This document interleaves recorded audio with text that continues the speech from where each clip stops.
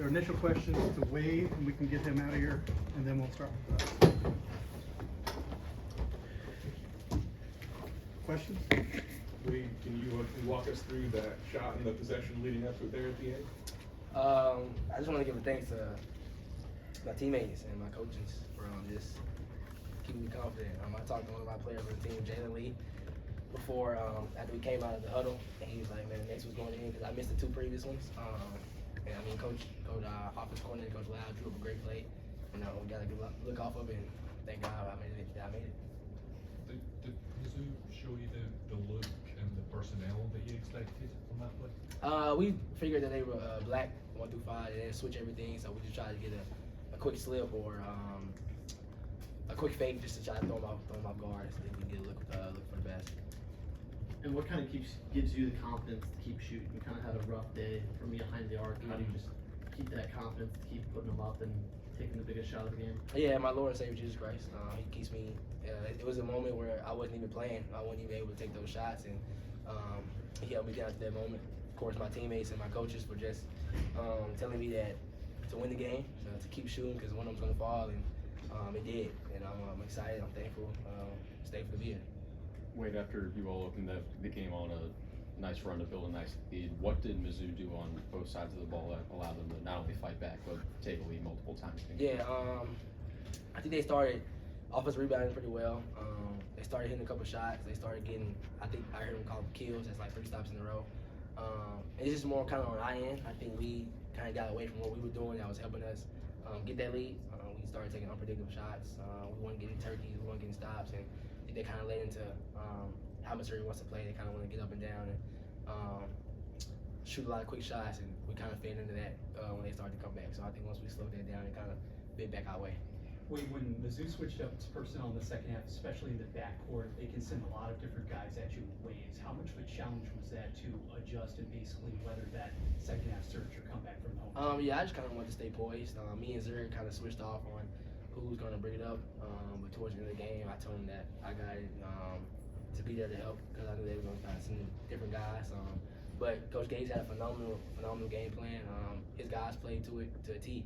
I'm just thankful that we came out to win. Wade, how much of an asset is it to have guys like Henry Coleman and Pharrell Payne in the paint, grabbing rebounds? I think Coleman had 11 in the first half. How big is it for you guys? They make my job so easy. They're the reason that I can shoot those type of shots because I know that, one, they believe in me that I'm going to make it, but they believe, and I believe that if I do miss it, that they're going to get it. Henry and Pharrell play phenomenal tonight. Pharrell is showing you guys what he is, and Henry's been doing this for a minute. Me and Henry have been in this gym together 4 times, and we won. So I knew that when the game got close, Henry was going to come to perform. So those 2 guys are like my bodyguards. So I really appreciate it. Wade, back to those opening minutes where you guys were able to build that quick lead. What were you guys doing specifically that was able to kind of take away what Missouri likes to do offensively? Yeah, like you said, Henry got a lot of rebounds at the beginning. We was getting off his rebounds. We were shooting the shots that we know we're able to make. We were making free throws. We were getting turkeys. I think we got 2 turkeys in the first media timeout. That just builds on our foundation, our recipe. We want to get stops. We want to limit you for getting extra shots. We want to get extra shots. We want to try to get to the bonus first. And we were doing that thing. We were doing those things in the beginning of the game, which kind of led to the lead. Wade, what was the game plan to prevent Caleb Bureau from heating up on the perimeter? We just try to do what every other team do. Just try to limit his shots. We know he's going to make tough ones. We tried our best. He's still a phenomenal player. I'm just thankful that he wasn't able to make it tonight. All right, Wade, thank you.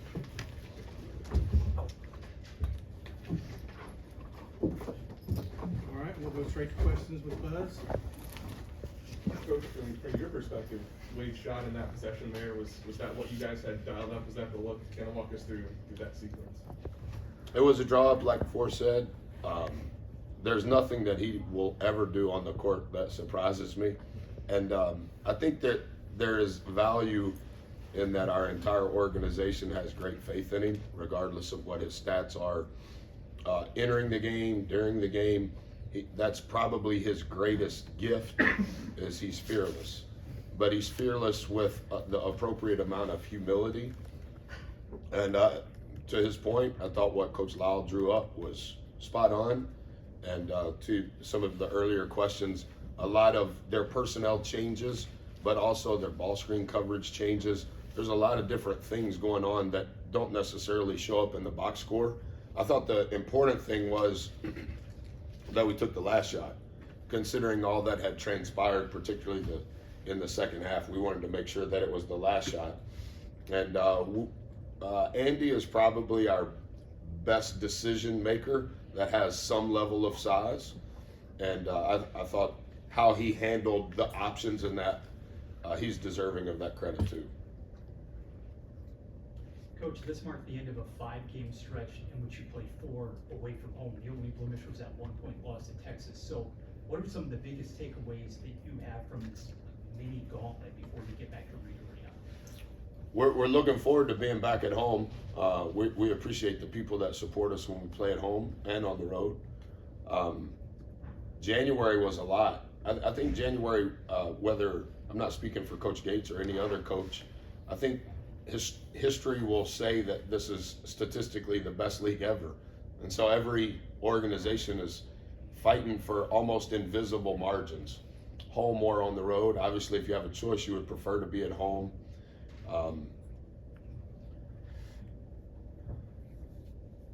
All of those games seem to happen in slow motion, similar to today's game. You don't necessarily ever think that it's over, ever, and you don't necessarily think that this possession is not the most monumental possession of this game, because I think that was our 10th game decided by 5 points or less. I know that that's a little bit more than your question, but some level of just being comfortable in the uncomfortableness of what this has become. Coach, you're wearing the Rally for Ryan shirt. Yeah, thanks for seeing it. Yeah. What does that foundation, what's your familiarity with the foundation? And they just crossed the $1 million threshold for their 10 years of existence. Yes, I'll be transparent with you. I found out about it when I began preparing, and just the testimony of Ryan's parents is like changed my heart. And so I didn't know until Coach Gates and I were texting yesterday as we were traveling that it was Coach Luce's daughter. I didn't know that. I used to write Coach Luce's dad when I was younger than you. And I used to write Coach Anderson prior to his appointment as the head coach at Missouri.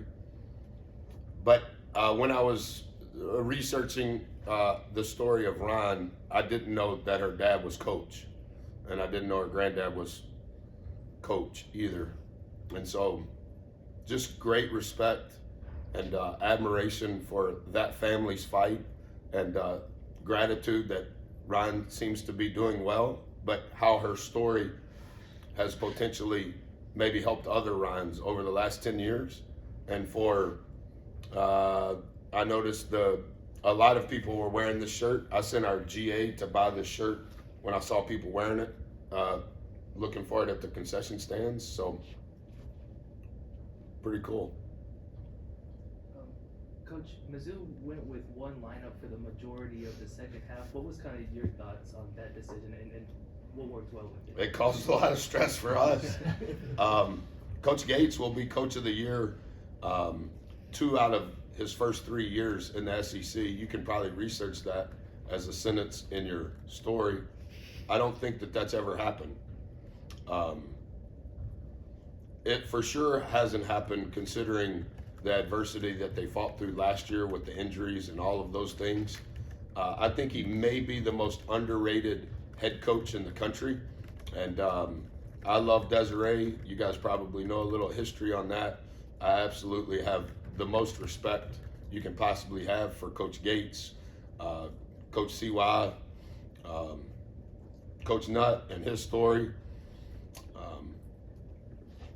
He's very underrated as a tactician, and he, you can tell throughout his career, not only as a head coach, but as an assistant coach, he was preparing for opportunities in specials. And the things that they do in specials are as good as anybody in the country, and I love studying them in the summer so I can steal a lot of it. But I can't answer the question for Coach, but I have some thoughts on why he was doing it. And it forced us to do some different things, which is obviously, I think, what he was probably anticipating. Coach, you all dominated the boards in the first half, And then they just absolutely punked us in Yeah, the second half. What would you diagnose as the changes there over the final 20 minutes? Yeah, the easiest thing is they just whipped us. And I know that's probably not Coach speak enough, but I think some of it has to do with his question. And I think statistically speaking, other than our off-ball turnovers to start the second half and some of our foul trouble issues that forced our rotation to be a little different, I thought that was the difference in the game. Statistically speaking, we did not reach our defensive rebound percentage average in conference play, nor our offensive rebound percentage average in play. And I thought that whoever shot the most balls today, specific to free throws and field goals, would probably have the best chance. I think entering today after 9 games, Missouri had attempted 1 more free throw in conference play than Texas A&M. And from a turnover situation, I think they had committed 1 more turnover than we have. And so when you looked for us from a statistical standpoint, what lever could we pull and have a chance, it would have been on the glass. And through our first 9 games, and a lot of those games, that was probably the lever that gave us a chance. And in the second half, that completely went away. I think in the first half, our offensive rebound percentage was 50%. For the game, it finished at 34. So I would say it was statistically our worst half on the glass from an offensive rebounding standpoint. And in the first half, we were in the mid to high 70s, I believe. That's only at halftime. And for the game, we finished at 68%. Like, that's hard to overcome, and that we shot more balls by 3 than they did. Not good. So they whipped us.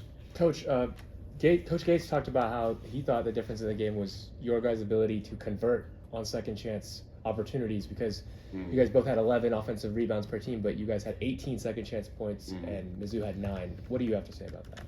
11 to 9? It was 18 to 9 second chance and tied in offensive rebounding. You think this is right? I hope so. You know the people that keep it. Yes. You think they know what they're doing? I hope so. Yeah, I definitely think so. I'm Then sure. I wouldn't disagree with Coach in a 1-possession game. A 9-point difference is significant, and I think a lot of those numbers are skewed. My personal opinion, whether they're right or wrong. The points in the paint, is that a part of second chance points? Do you think? And do you think free throw makes are a part of getting fouled on offensive rebounds? Some of that's probably intertwined, but that is as bad as they whipped us in the first half or in the second half. Yes, sir. I would tend to agree. Coach, what was the game plan for particularly Caleb Bureau on the perimeter? Did you send doubles at him? Like, he didn't seem to get a good, comfortable shot off in the first half. Yeah, just to be vulnerable, I don't want to tell you everything because we could play him again, and I think he's critical to their team. And I also think 35 is critical to their team. Today, they shot 12 threes amongst them and shot 50%. And if you look at the success that they've had, that's a big part of it. Their volume of threes and their percentage from 3. I don't necessarily want to tell you our plan, not that we're smarter than anybody else, but 31 has played unbelievably well. And 25 may be the best prospect, 2 may be the most difficult matchup. I think 0 is probably an all-league defender in any league. And I think the kid from Florida, I met him one time. Allen? Yeah, I do. I think he has a bright future. Number 0. I think 0 may be the most improved freshman to sophomore in our league. So they cause a lot of problems. But 31 shooting 50% from 3. They had the best offense in the country in the month of January. And going into today's game, I think statistically speaking, their offense was 11. So we gave up too many points at the rim, to his question, and their roster changes. But just from a numerical standpoint, you're going to have to pick a poison, because it's not like they only have one poison to inject you with. And so some of that was just our thought process. We've got time for a couple more. Coach, on Missouri's last offensive possession, not asking you to give up the state secrets, but what kind of look were you wanting to throw at them there, and did that pan out pretty much exactly as you wanted? Yeah, was it out of bounds under? I believe so. Yeah. Is that right? I couldn't tell you. I Thanks don't for paying attention. Yeah, correct me if I'm wrong, but I think 31 and 35 were both in the game. 25 was in the game, 33 wasn't in the game. All right, who were the two guards? 2 and 1. So it's similar to what I was just saying, like our plan relative to the two unbelievable shooters. 25's off. You got to make a decision. He's so effective within 16 feet. And then two maybe among the best 3-level scorers that there is. And his ability to get fouled, I think they were second in the nation at getting fouled. And you know, we were just okay with that. I also think another thing that influences some of that is their out of bounds offense and out of bounds defense. There is a lot of depth to what they do, and it requires you to make decisions prior to the inbound, regardless of which team's ball it is. And there's a little bit of that because he's constantly changing. I always felt a little bit of that on sideline out of bounds. Like we had to call the last timeout, but coach is constantly changing that too. So like you go into a huddle and you go, guys, we're going to do this, this, and this, and they're comfortable with that. And then you go out there and coach is doing something completely different. Finish on the back right. Coach, Henry obviously got off. Say that one more time. Yes, Henry obviously got off to a great start on the boards. You used the word adversity a couple of minutes ago, referencing Mizzou from last season. This is somebody who, for your team, obviously dealt with a lot last year as well on the injury front. So to see the production now, to see your team growing as a unit, how gratifying is it to witness that coming from the young man? Well, he has 2 incredible parents, and you guys can include this with commas on either side. You know, he's the NCAA men's basketball representative. And he's the only 3-time in a row commissioner appointed committee for student athletes. Like when you think what Barack Obama was at 22, that's who Henry is. Like just an unbelievable human being, already graduated from college. Everything about his life is pure. And I actually thought, just because I've known him for a long time, even prior to coming to College Station, I thought it was his best college game from start to finish and the impact that he had. I would say this year, that's the most he's played in any game. And in November and December, the analytics really loved him. But since we made the change because of injuries 2 weeks ago, we kind of adjusted where he started. And that's given us a little different dimension, but only because of his ability to execute and swing between both, not just offensively, but also defensively. All right, that's a wrap. All right, thank you guys.